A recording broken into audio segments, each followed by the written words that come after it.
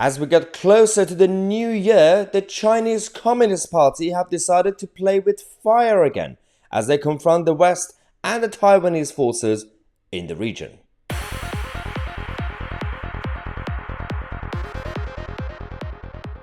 It's like these idiots are just looking for trouble. You've got the Western globalists and you've got the Eastern globalists, and everyone's just clashing on a daily basis. And the people, in reality, who are just being damaged, not just the ordinary citizens in each country, but of course those nations who simply want to be left alone.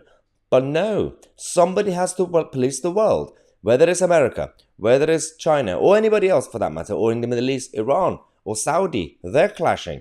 But let's focus on what's been going on over the last few hours in between China and Taiwan, because the CCP in Beijing have decided to send over 70 Chinese aircrafts, including jets and drones, and they've decided to enter the zone in the past 24 hours, and 43 out of the 70-ish aircrafts that they had has also briefly crossed the Taiwan Straits median line.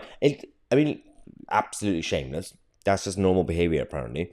But the problem we have now is that they have a scapegoat. Of course they have a scapegoat.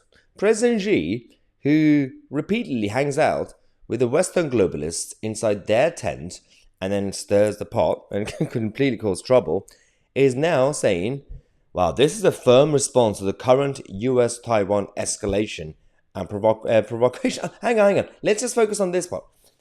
We know that Nancy Pelosi and Joe Biden and those guys, they're not the best characters to be handling this world police concept. We know that the fall of Afghanistan and at the same time, of course, when it came to the Ukraine response, was the fault of Joe Biden and the US Democrats, the State Department, all those guys. But in reality, if our enemies want to use that as a scapegoat for every single thing, then we will be idiots to fall for it every time. Iran is doing the same thing. The Western forces have been supporting the Islamic Republic of Iran for 43 years, while the Iranians, the pro-regime, the Islamic occupiers, have been going on the streets saying death to America. Ooh. In reality, they've been working together anyway, and then they say, well, it's Americans who are causing the protests in Iran. Like, you do realize that makes absolutely no sense. But some people are stupid. Some people will fall for it. It's called idiocy. It's just part of the brain. Now, luckily, not everybody is like that. Usually, they work in the White House. Now, let's focus on what's going on. Because 71 PLA aircrafts and 7 PLAN vessels, all the drones, have been around Taiwan. This is according to the Ministry of National Defense of Taiwan. This was at 6 a.m. their time, and then, of course, they've been monitoring the situation. Nothing's going to happen, by the way. This is all just part of the bluff. This is part of the game.